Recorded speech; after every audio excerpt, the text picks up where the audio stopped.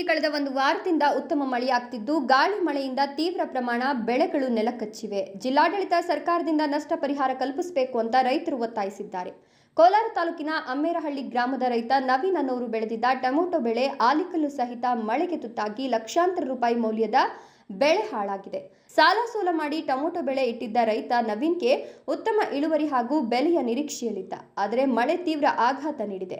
ಇನ್ನೇನು ಕೆಲವೇ ದಿನಗಳಲ್ಲಿ ಕಟಾವ್ಗೆ ಬರಬೇಕಿದ್ದ ಬೆಳೆ ಆಲಿಕಲ್ಲು ಸಹಿತ ಬಿದ್ದ ಮಳೆಗೆ ತುತ್ತಾಗಿ ನಷ್ಟ ಉಂಟಾಗಿದೆ. ಸರ್ಕಾರ ಕೂಡಲೇ ಮಳೆಯಿಂದ ಉಂಟಾಗಿರುವ ನಷ್ಟ ಪರಿಹಾರವನ್ನು ನೀಡಬೇಕು ಅಂತ ಒತ್ತಾಯಿಸಿದ್ದಾರೆ. ತಾಲೂಕಿನ ಜಂಗಬಸಾಪುರ ಗ್ರಾಮದಲ್ಲಿ ರೈತ ಬಸವರಾಜು 3 ಎಕರೆಯಲ್ಲಿ ಬೆಳೆದಿದ್ದ ಬಾಳೆ ಬೆಳೆ ಬಿರುಗಾಳಿ ಸಹಿತ ಬಿದ್ದ ಮಳೆಗೆ ನೆಲಕಚ್ಚಿದೆ.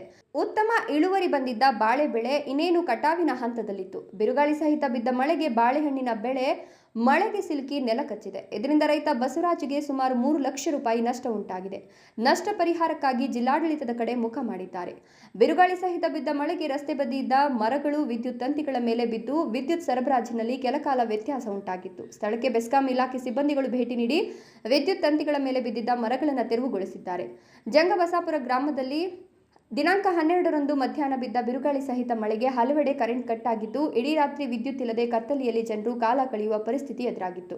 ಮಳೆಯಿಂದ ತೀವ್ರ ನಷ್ಟಕ್ಕೆ ಗುರಿಯಾಗಿರುವ ರೈತರ ನೆರವಿಗೆ ಜಿಲ್ಲಾಡಳಿತ ಕೂಡಲೇ ಧಾವಿಸಿ ರೈತರ ನೋವಿಗೆ ಸ್ಪಂದಿಸುತ್ತಾರೋ ಇಲ್ವೋ ಕಾದ್ ನೋಡಬೇಕಿದೆ. Satish, A news TV, Kolar.